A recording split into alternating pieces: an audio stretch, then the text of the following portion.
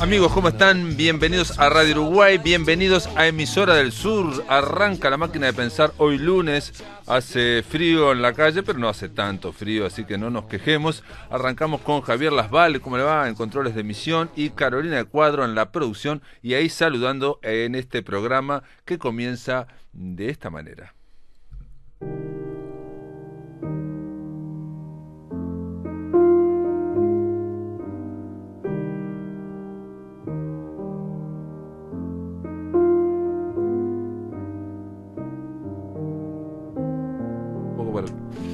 Muy bien, esto es un cabaret, están tocando ahí en el piano, del otro lado de la línea, está entrando en el cabaret o está tomándose un vermut o un Negroni. Juan Carlos Mondragón, ¿cómo andás? ¿Andás bien?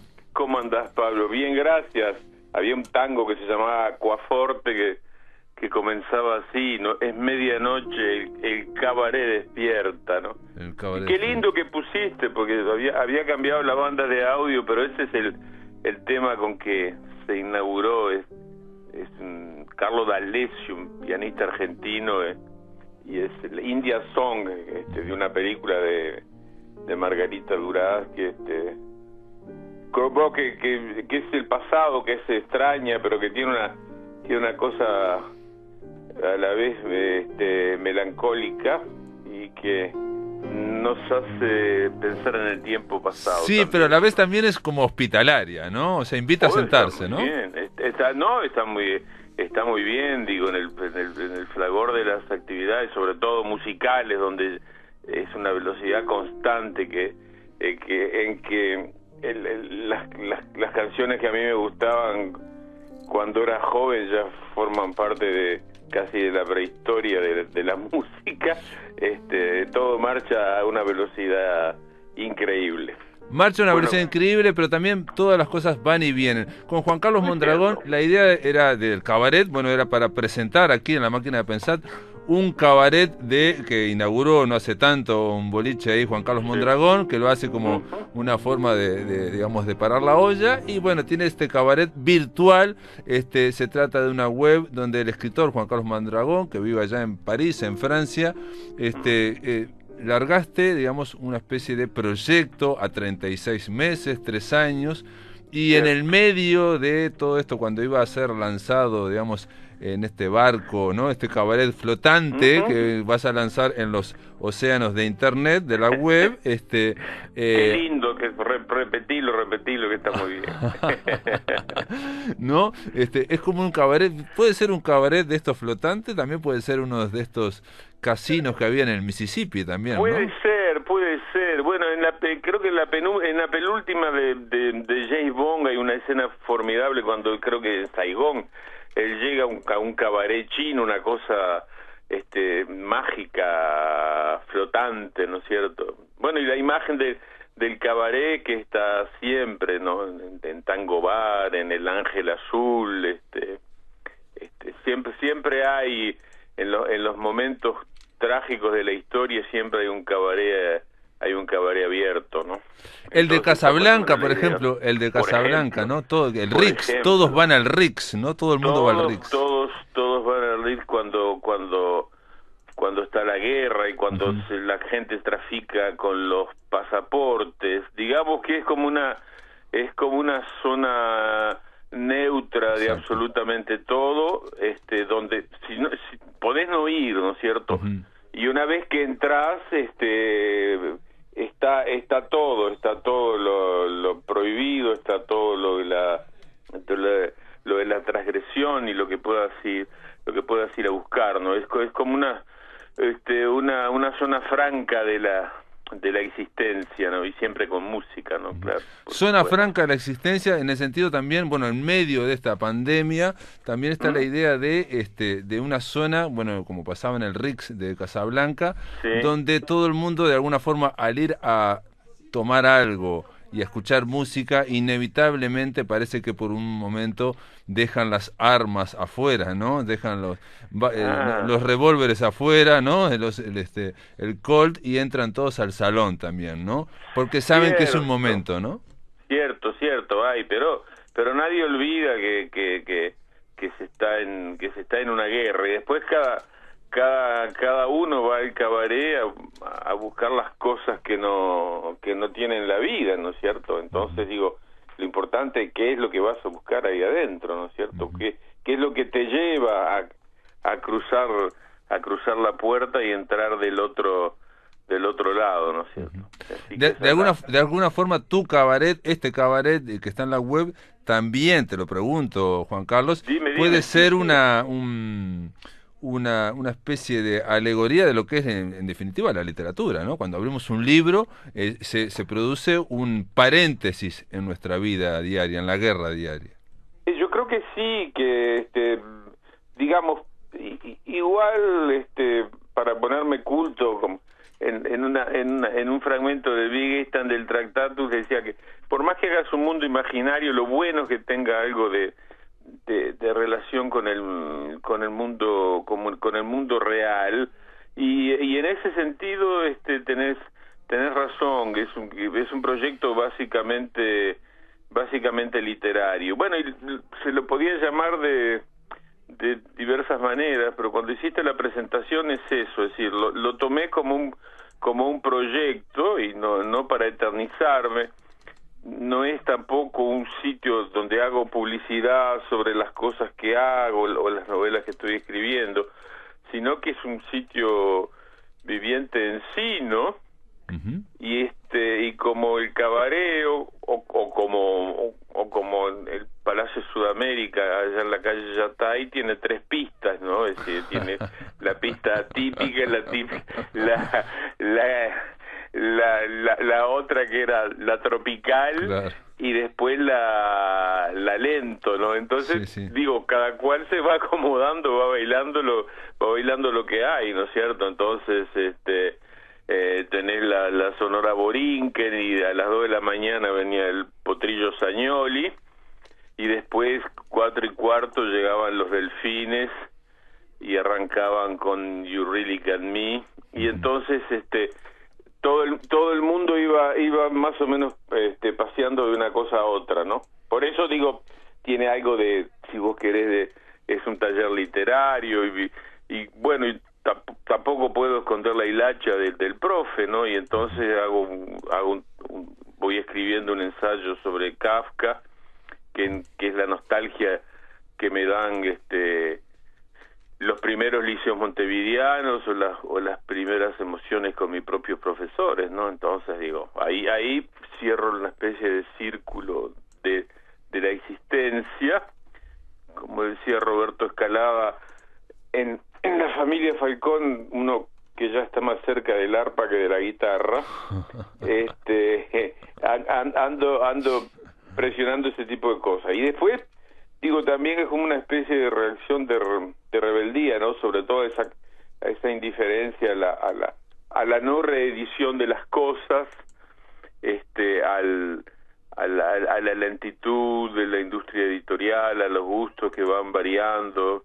Entonces, más que decir, bueno, te quedás en los rincones con tu manuscrito llorando y echándole las culpas a los otros que no supieron leer, que no me quiere, que yo le hice tal cosa. Entonces, a partir de ahí vamos a atacarlo.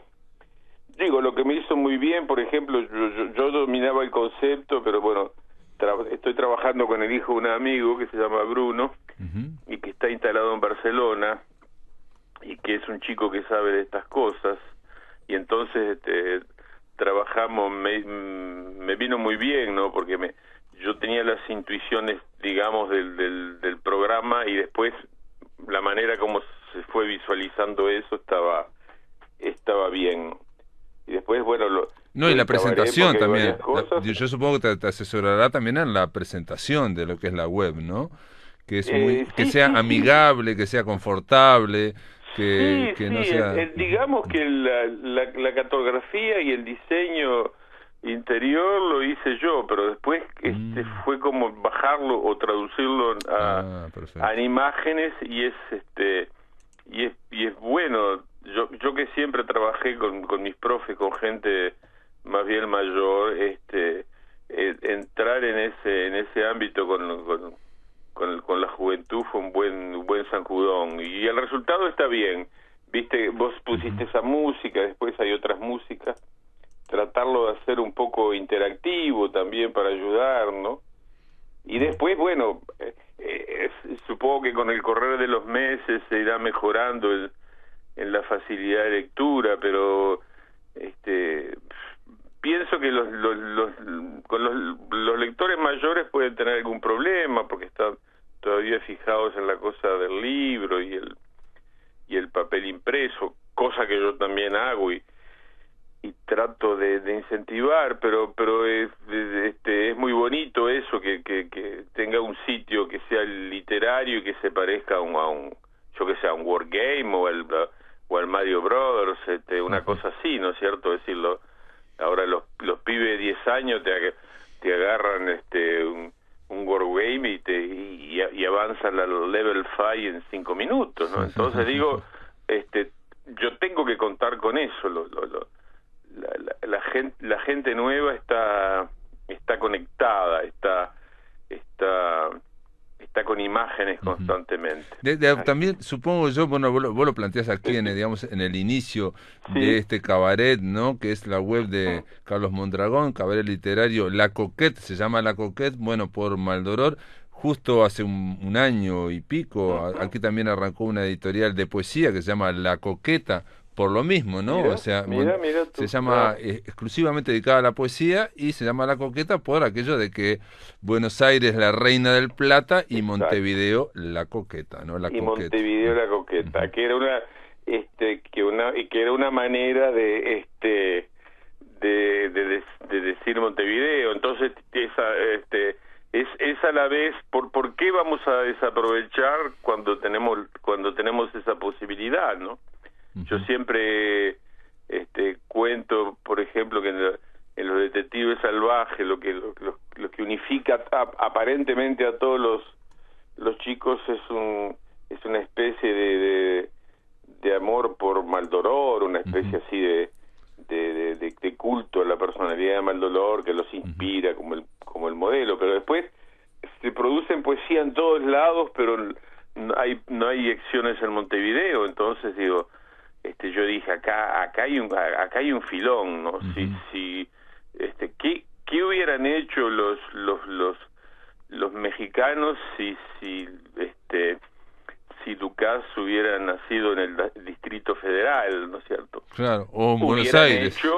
Hubieran hecho Frida Kahlo, que hubieran hecho si hubiera nacido en Buenos Aires, hubieran hecho lo de Borges y lo de o Ricardo Piglia, ¿no es cierto? Es decir, siempre impulsándolo mayormente, ¿no? Entonces, digo, nosotros lo tenemos y estamos como timoratos. Entonces yo dije, bueno, voy a aprovechar, son demasiadas coincidencias, ¿no?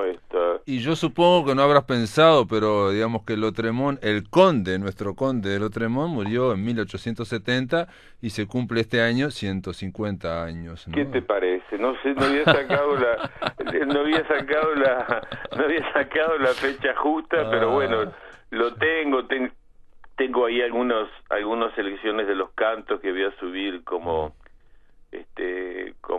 traducciones y el primer cuento es precisamente una especie de homenaje a Isidore Ducás, ¿no? Así que bueno, que hay que en esa cosa hay que aprovecharlo. Yo sé que también que hay varias iniciativas, que se hizo un congreso en Lotremont y creo que Alma Bolón anda preparando unos cuadernos sobre la presencia de Lotremont en la literatura uruguaya, así que bueno, por ese lado vamos bien. Qué bien.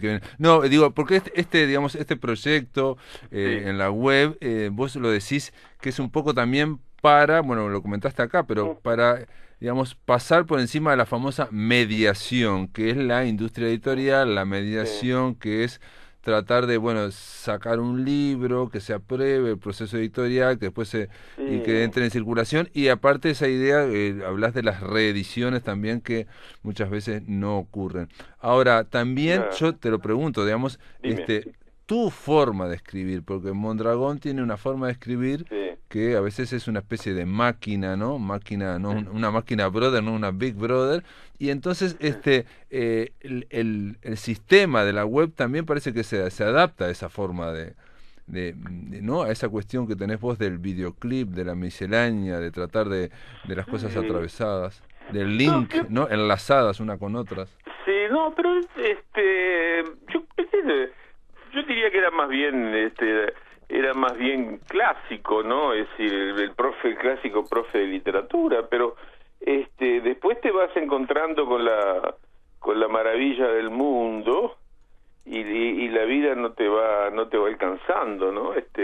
Encontrás cosas que son maravillosas y después vivís tu propia vida y lo que me acomoda bien porque me permite, por ejemplo, cuentos que publiqué, por ejemplo, en 90, es que si ahora lo citamos, nadie sabe, claro, que no encontrás el libro, claro, que ahora menos porque cerró Rubén, entonces no tenemos existencia. Claro. Incluso si te digo ahora, mirá, vamos a hacer mañana un programa sobre Monterroso, y decimos, bueno, vamos a buscar el Montevideo, los libros, no existen. Cuando yo andaba más o menos circulando en el Instituto de Profesores o en preparatorio, en el piloto, bueno, había, yo no sé qué, había entre Guayabo y Magallanes había 17 librerías, ¿no es cierto? Había la librería técnica donde yo hice las primeras publicaciones, gracias a Jorge Liberati, que me pidió algunos ensayos. Jorge Liberati. Entonces, claro, entonces funcionaba de otra manera. Ahora, todo fue como desapareciendo y ahora la gente, leo Nick Cave cuando sale alguna cosa que no tenemos muchas cosas y incluso yo ahí me divierto jugando con los Simpson, por ejemplo, ¿no es cierto? Que la gente ahora conoce más la historia de Homero Simpson, claro, que las novelas de Feliberto Hernández, ¿no? Bueno, Los Simpson es un gran mediador de la cultura popular y de la alta cultura también. Y vos también decís una cosa, digamos, muy afirmás algo, sí, en el cabaret, en el cabaret, sí, literario La Coquette, afirmás haber leído no solamente a Drácula, sino haber visto todas las versiones de Drácula hasta el 2000 por lo menos. Es muy elevada la apuesta. Sí, no, pero más o menos, porque digo, me interesaban y después porque de alguna manera me sentía identificado, ¿no? Porque sabés que hay escritores que son muy citados, que son muy populares, que yo que sé, que hay situaciones de venta, que hay todo eso, y después yo me di cuenta que era de la parte vampiro, ¿no? En el sentido que era lo que decía Van Helsing, ¿no? Van Helsing, sí. La fuerza más importante del vampiro radica en que nadie cree que existe. Exacto. Entonces digamos que esa especie buscaba, por mi parte, si vos querés también, y otra también por lo que podríamos llamar el mercado, de cierta zona en penumbra en que fue quedando, debo reconocer que fue favorable, ¿no es cierto? Porque en última instancia me permitió hacer como una obra secreta, que estaba oculta, tapada, y el cabaret me lo permite, ¿no? Pero perdón, es muy difícil también el cambio, perdóname, Pablo, el cambio generacional, ¿no? Yo tenía 2 o 3 editores en Montevideo que dejaron de hacer, las últimas aventuras fueron con Oscar Brando, después Alberto Ligioni, que me dio un impulso de ánimo en su momento estupendo. Después hay otros buenos editores en Argentina que toman la jubilación, todo eso. Y después, cuando te encontrás con una nueva generación de editores que si no estás in situ me resulta muy difícil, ¿no? Yo digo, uno tiene que reconocer también ciertos fracasos. Entre finales del 19 y al comienzo del 20 hice circular por Montevideo en 4 sellos, 4 proyectos diferentes y todavía estoy esperando los mails de respuesta. Entonces, bueno, ante eso te obliga de alguna manera a tener una cosa de sacudón, ¿no? Y hay tres cosas. Ahí voy poniendo los viejos relatos que van amaneciendo y que van a formar un corpus de relatos importantes. Después voy sacando algunas novelas. En los primeros meses del cabaret saqué 2 o 3 novelas ahí, media todas juntas, que me parecía que atosigaban un poco, y además se me iba a acabar el combustible dentro de poco. Entonces ahora, por ejemplo, una novela que me había sacado Brando, que se llama El viaje a escritura, y que yo la quiero mucho, la voy sacando en capítulos, ¿entendés? Como si fuera recuperando el viejo folletín del siglo XIX. Claro. Así que, digo, hay mucha cosa. Y hay otra cosa buena también, porque que fue que hay una zona, bueno, ya te lo dije a ti también, de los visitantes, que dije, bueno, que es un cabaret sin los amigos, ¿no es cierto? Digo, tenemos que ganar plata, tenemos que cerrar los negocios, el show comienza cuando usted llega, 20 caras bonitas, 20, pero ahí están los amigos, y entonces, bueno, me escribo y subí los materiales de Jorge Busto, que es un amigo querido, después de Ingrid, que vive por aquí. El que me dio una alegría fue Gustavo Maca, que me envió dos textos ahora, y después mi viejo amigo del Café Jauja y de la publicidad, Hugo Burel, me da un par de textos para el otro cabaret, y después espero ser abrumado con los amigos que me mandan alguna cosa. Ya vas a ser abrumado, pero ahora lo que te pido es que aguardes en línea. Vamos a hacer una breve pausa, amigos. Estamos conversando con Juan Carlos Mondragón en torno a su web, que arrancó este cabaret literario La Coquette, y junto con el virus. Arrancó en abril cuando todo se cambió en el mundo. Seguimos en La Máquina de Pensar, aquí. Amigos, continuamos en La Máquina de Pensar. Estamos conversando vía telefónica. Él está del otro lado del Océano Atlántico, allá en París, Juan Carlos Mondragón, en torno a este proyecto, esta nueva web que arrancó cuando arrancó la pandemia. Y bueno, la pregunta era, es un proyecto cabaret literario La Coquette, y la pregunta era, Juan Carlos Mondragón, ¿cómo como escritor, cómo está ahora llevando esta pandemia, esta larga travesía, ¿no? Por el desierto? Sí, no, de cualquier manera, es mejor quedar aparentemente afuera que adentro, porque hay escritores de todas las nacionalidades. Si fuéramos a hacer una antología de la pandemia y yo nada más testimonio, no terminaríamos nunca. Fue el sacudón de ver, más que lo que me pasó a mí en la pandemia, me interesó ver el espectáculo del mundo, ¿no es cierto? Que fue lo interesante.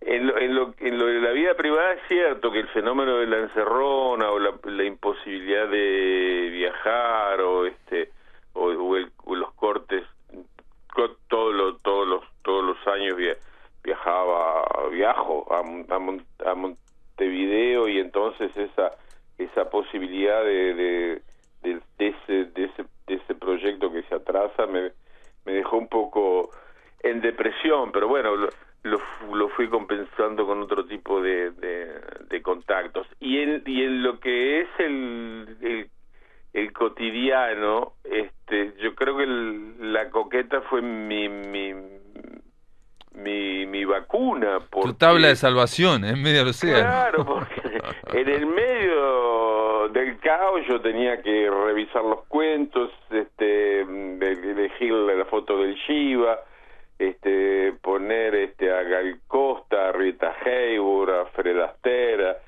David Bowie, elegir un tango. El mes que viene tengo que cambiar la banda de audio y ya ando haciendo algunas selecciones.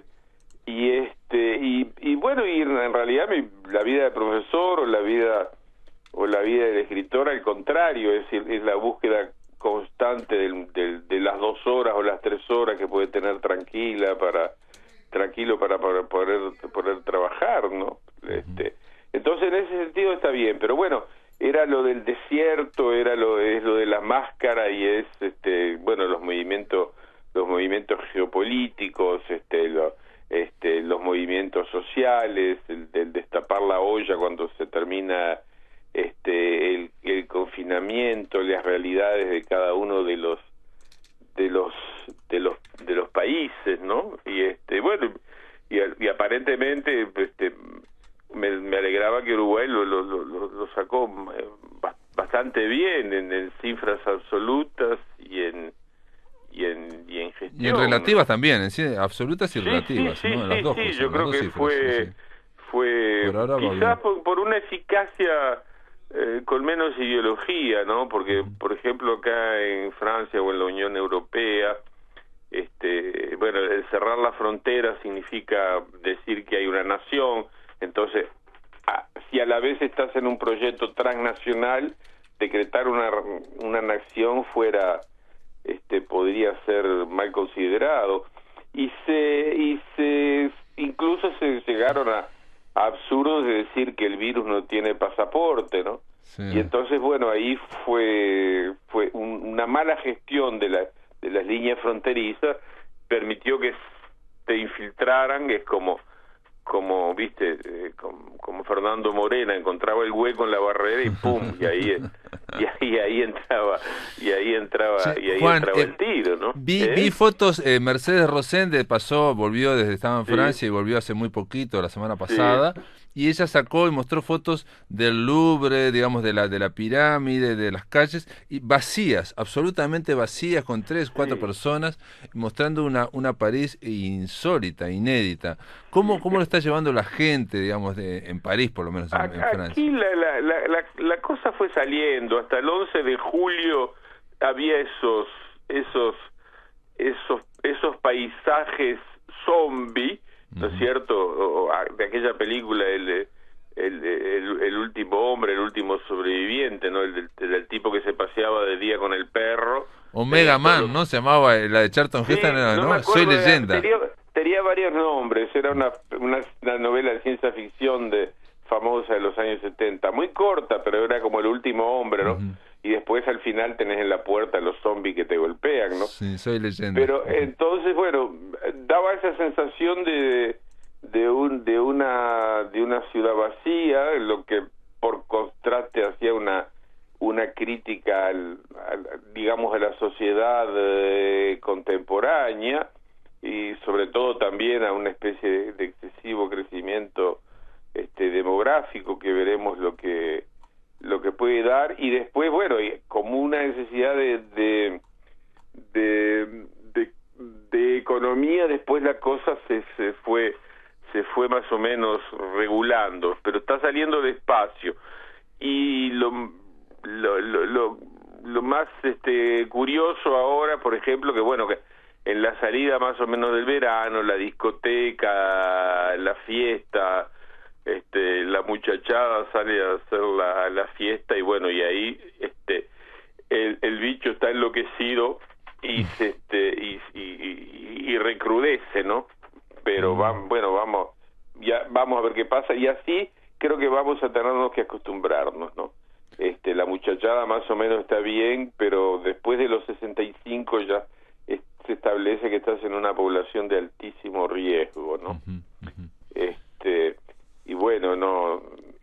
Por ejemplo, uno va a salir inevitablemente por causa fisiológica de la vida, pero que te lleve un virus es es bravo, ¿viste? Bueno, una de las cosas que yo creo que puso acá en el tema a nivel de medios masivos, el virus es primero la presencia de la muerte, que generalmente no estaba tan marcada, y después el tema de la inacción o de la imprevisibilidad de la ciencia y la tecnología frente a algo que no estaba previsto y que, por ejemplo, no se prevé cómo va a salir, ¿no? Digamos, vamos a salir, pero no sabemos exactamente cómo, ¿no? Sí, ahora, ¿no? Creo que más que... No, lo primero había conciencia. Hay una zona intermedia, lo que tú decías, que son las políticas sanitarias, que era, bueno, estamos bien, nada nos puede pasar, no agregamos camas a los hospitales, dejamos de comprar máscaras, hacemos que todos los remedios y las cosas para el hospital se hagan en China porque sale más barata, y así, bueno, cuando hubo necesidad de recurrir a eso, la cosa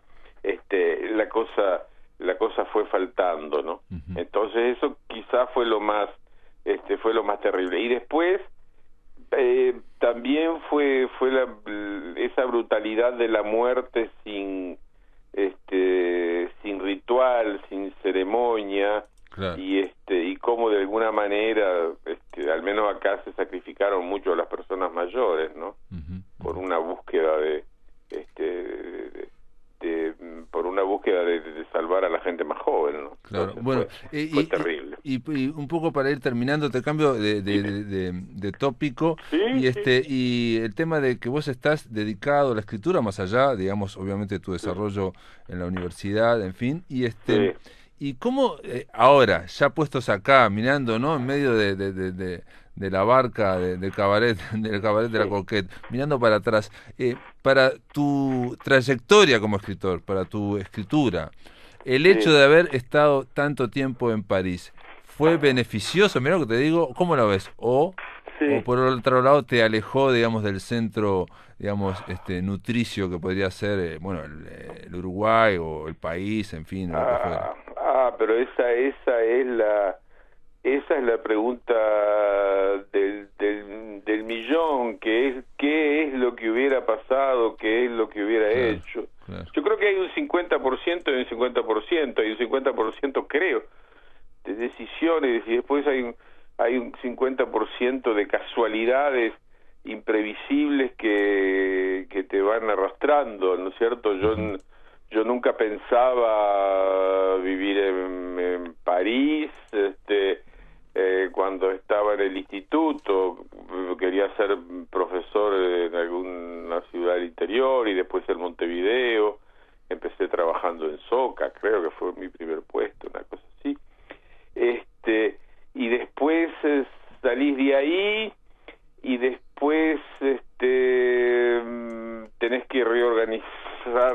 Llegaron lo que Carlos Liscano llama los años verdes, y hubo que reorganizarse, y yo ahí me reorganicé trabajando en la publicidad, y después quise recuperar los títulos, pero resultaba que el título del IPA no lo podía transformar en humanidades y licenciatura, pero sí lo pude transformar en Madrid, y a partir de ahí se abrió otra vida universitaria en Barcelona, y después fue Barcelona, y después entra en una especie de calecita que no lo podés decir, ¿no es cierto? Que es imposible. Creo que la distancia me ayudó para valorar las cosas. Digo, si yo hubiera hecho, por ejemplo, novelas parisinas, europeas o algo por el estilo, pero en realidad todas las novelas hablan de ahí, ¿no? Fíjate que me fui, pero hago un trabajo sobre Torres García, después una novela que se llama Montevideo sin Oriana, después hago un libro sobre la vida breve, después hago un trabajo sobre Juan Carlos Donetti, después hablo de Alejandro Paternari, de Jorge Medina Vidal, de Alicia Conforte, de Horacio Quiroga, de Héctor Galmés. Hago un libro sobre Horacio Quiroga y un ensayo sobre Ducat. Más uruguayo no podés, ¿no es cierto? Sí. Te tendrías que llamar Obdulio Obdulio Yo Juan me Carlos tendría Mondragón. que llamar casi Obdulio Andrade o alguna cosa así. No, digo eso teniendo en cuenta que hay gente que el momento se queda y después te hace una novela que ocurre en Ganimedes, ¿no? Exacto, sí. Entonces, creo que no, dije un camino, es decir, mi horizonte de expectativa era un horizonte histórico hasta las generaciones de mis abuelos, y después todo lo que escribo tiene que pasar ahí.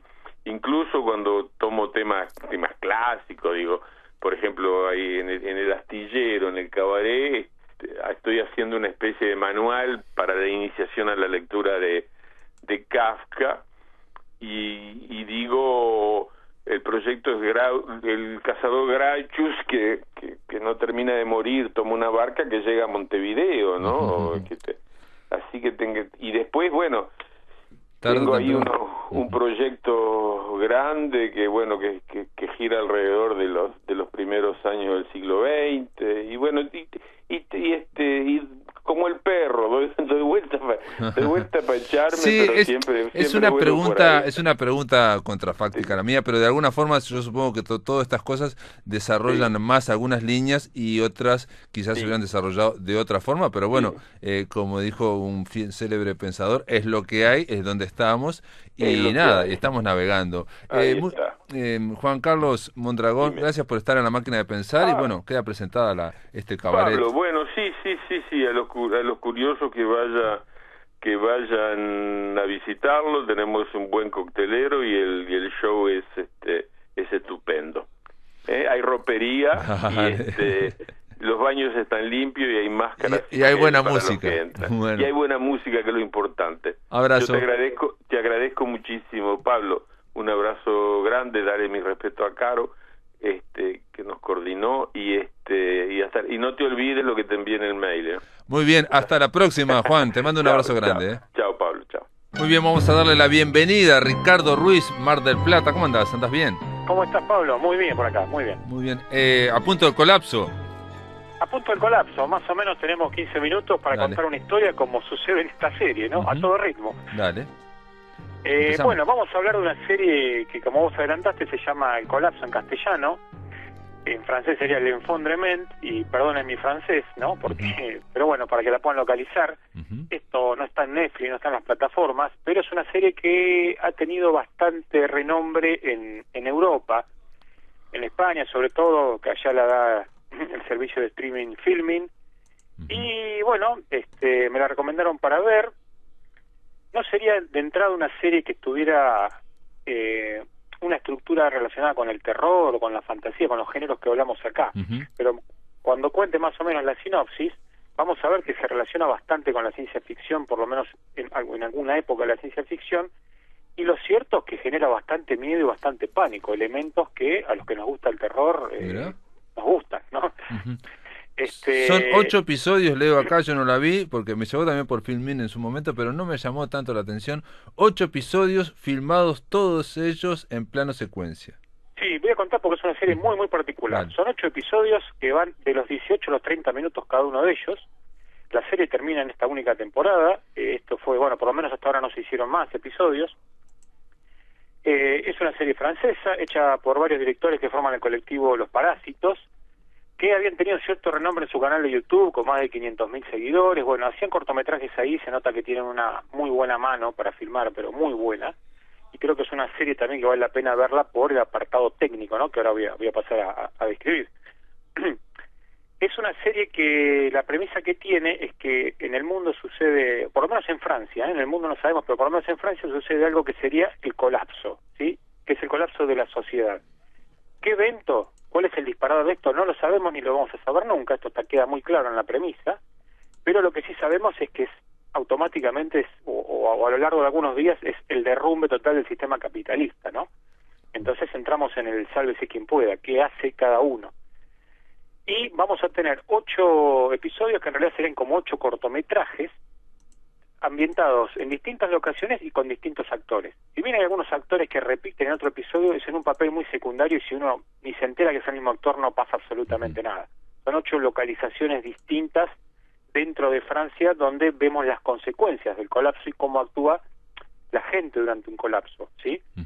Es los personajes, gente que tiene que actuar en segundos, tomar decisiones en segundos, por ejemplo, robarle al otro o no, llevarme la comida del otro o no, mi hijo o el tuyo, mi vida o la tuya. O la nafta, la gasolina. O la nafta o la gasolina. Son ese tipo de decisiones que se tienen que tomar y que, bueno, generan estos problemas que tienen mucha actualidad por lo que nos está pasando este año, ¿no? Claro. Ya lo hemos hablado cuando, recordabas que hablamos de la película Little Show, y vos me comentabas que, bueno, esto que podía ser una premisa de ciencia ficción, realmente con las cosas que se están haciendo hoy día en ingeniería genética no era tanta ciencia ficción. Claro. Y esto del colapso de la sociedad es algo que la ciencia ficción ha tratado muchísimas veces, estamos hablando casi de una distopía, ¿no? Pero son situaciones que generan muchísimo terror, por eso lo encuadré dentro de estos géneros que nosotros tratamos acá, ya digo, por la angustia que va generando cada uno de estos capítulos. Yendo puntualmente a los episodios, como vos bien dijiste, todos son planos secuencia, es decir, cada capítulo es un plano secuencia solo, no he logrado descubrir ningún corte, ¿sí? Y acá es la proeza técnica, porque por ejemplo vemos en un episodio que se llama La Isla, vemos a una mujer que huye de una isla, se sube al barco, va al medio del mar en el barco y la cámara permanentemente detrás de ella, ¿no? O también vemos una persona que logra subirse a un avión y despegar el avión, es decir, que no es un plano secuencia donde la cámara está quieta en un lugar, ¿no? Claro. Tenemos una escena en una gasolinera, en un episodio, y por lo menos hay 30 o 40 actores en plena revuelta, en pleno motín, y la cámara va para todos lados. El ensayo que han tenido esta gente para poder realizar esto, ¿no? Realmente un logro técnico, ya digo, muy destacable. Yo te puedo hacer una pregunta. Sí. El tema es, en ese logro técnico muy destacable, si molesta o si prima el plano secuencia, digamos, la cuestión estética sobre lo que estamos viendo, digo, porque lo que uno quiere es ver la historia, ¿no? 1917, la película esta, ¿no?, que ganó el Oscar, uno se olvida muchas veces, constantemente, de que está en un plano secuencia, y eso es lo bueno. Acá también te olvidas, porque no es el plano secuencia que a veces vemos en estas películas de found footage que les hemos traído acá, ¿no?, de metraje encontrado, donde la cámara va nerviosa, se cae y no muestra. No, acá la cámara generalmente está detrás del actor, siguiendo el movimiento del actor. Todo lo que vamos a ver, ya te digo, son historias que se tienen que resolver 20 minutos y son momentos de desesperación para uno o más personajes, ¿sí? Es como si nosotros nos encontramos en esa situación en el supermercado, que no hay comida, o que el hijo se muere, no hay nafta, no hay nada, y todo es de una desesperación terrible. Y la cámara va muy tranquila a pesar del movimiento. Podemos ver absolutamente todo lo que está sucediendo, y en ningún momento la cámara va a quedar fuera de cuadro o para nada. Lo que hacemos casi es acompañar a los personajes, ¿no? Porque la cámara va como alguien detrás, como siendo la sombra del personaje conductor del episodio. Todo lo que vamos viendo es tiempo real, ¿sí?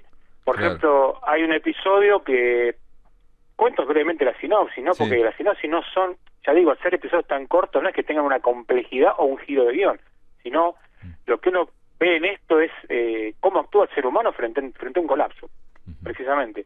Hay un episodio donde el protagonista, que es una persona de mucha plata, está en la casa, se despierta, ahí arranca el episodio, y tiene que llegar al aeropuerto porque había contratado un seguro de esto, en algún lugar del mundo, y para gente de plata debe haber un seguro de colapso. Uno paga un seguro y lo pasan a buscar y llevan a una isla, ¿no? Está todo asegurado. Y bueno, él tiene 13 minutos hasta llegar al aeropuerto, y 13 minutos es lo que dura el episodio, o sea que es totalmente un tiempo real increíble, porque decimos, ¿cómo van a contar esto en 13 minutos? Bueno, lo cuentan, ¿no? Lo cuentan. Sí, aparte ahí está el tema de, digamos, está digamos, una motivación y es relativamente sencilla, digamos, de entender. Fulanito tiene que ir del punto A al punto B. Claro, exacto. Nada más. Los episodios, cada capítulo que va pasando son varios días después del colapso, ¿sí? Los episodios se presentan como, por ejemplo, el colapso +1, que sería el primero, y después llegamos hasta el colapso más 175 días en el anteúltimo, ¿no? Cada vez el colapso es más grave y provoca mayor problemas, excepto el último episodio que nos cuenta algo que sucedió en un estudio de televisión 5 días antes del colapso. Es una manera de terminarlo, es una manera incluso de romper el ritmo que vienen, en vez de contar algo totalmente trágico, cuentan algo totalmente hasta cómico por algunos momentos, irónico, sobre lo que pasó, ¿no? Hay episodios mucho más dramáticos, algunos más tristes, hay algunos que bajan al ritmo, realmente es muy, muy variado, a pesar de que estaríamos, como lo estoy contando, pareciera que todos los episodios son similares, ¿no? Pero son totalmente muy distintos. Aquí dice una crítica, dice, por ejemplo, que dice, no es de terror, pero lo parece, y es inevitable no acordarse del papel higiénico al verlo. Claro, porque hay cosas que vimos acá, ¿no? La gente desesperada por comprar papel higiénico. Claro. Yo creo que es una visión muy apocalíptica y muy pesimista de la sociedad, ¿no? No hay nada exagerado acá. Sí, bueno, hay en el libro, el ensayo de la ceguera, por ejemplo, Saramago. De Saramago, me había olvidado José Saramago, lo que te demuestra claramente es que estamos a 72 horas o a 96 horas de ir al cuaternario, ¿no? A la época del Neolítico, ¿no? O claro, sea, acá basta que corten el agua, la electricidad en una ciudad y a los 4 días ya todo el mundo está... Claro, los creadores de la serie hablan de una tendencia que está muy de moda en Francia, calculo que en todo el mundo, que son los llamados colapsologistas, ¿no? Seguidores de una corriente que prevé el fin de la sociedad tal cual la conocemos, y que está basada gran parte en un libro de Jared Diamond, que es un geólogo, creo que es, un geógrafo norteamericano que ha hecho unos libros muy buenos, y uno de los libros de él es Colapso, que es un libro sobre explicando las civilizaciones anteriores a la nuestra, ¿no? Desde el principio de los tiempos que colapsaron y los motivos de por qué colapsan las sociedades, ¿no? Más allá de las guerras y todo eso. Y este Jared Diamond es una especie de Noam Chomsky de la evolución humana, ¿no? Va sacando libros muy profundos, yo he leído un par, y muy interesantes sobre el ser humano y por qué pasan estas cosas que nos pasan, ¿no? Y es un poco lo que también está ahora sobrevolando, que es la idea del transhumanismo o digamos de la deshumanización, en fin, esa idea de que el ser humano es la especie humana es un eslabón, ¿no? Sí, yo creo que lo hemos comentado más de una vez, Pablo, estamos viendo películas de terror, series o libros que traemos acá o de ciencia ficción que cada vez nos parecen más cercanas estas cosas. Sí. Sobre todo en este año por lo que estamos viviendo con la pandemia, ¿no? Pero uno ya lo mira como, por ahí uno dice no es de terror porque lo ve muy realista, ¿no? Claro. Y es algo, sí. Y uno no lo ve como, por ejemplo, no sé, podemos ver la saga El Juego del Miedo y uno sabe que a uno no le va a pasar, pero obvio. Esta serie, El Colapso, uno no está tan seguro de que no le pueda pasar, o qué haría en ese momento, ¿no?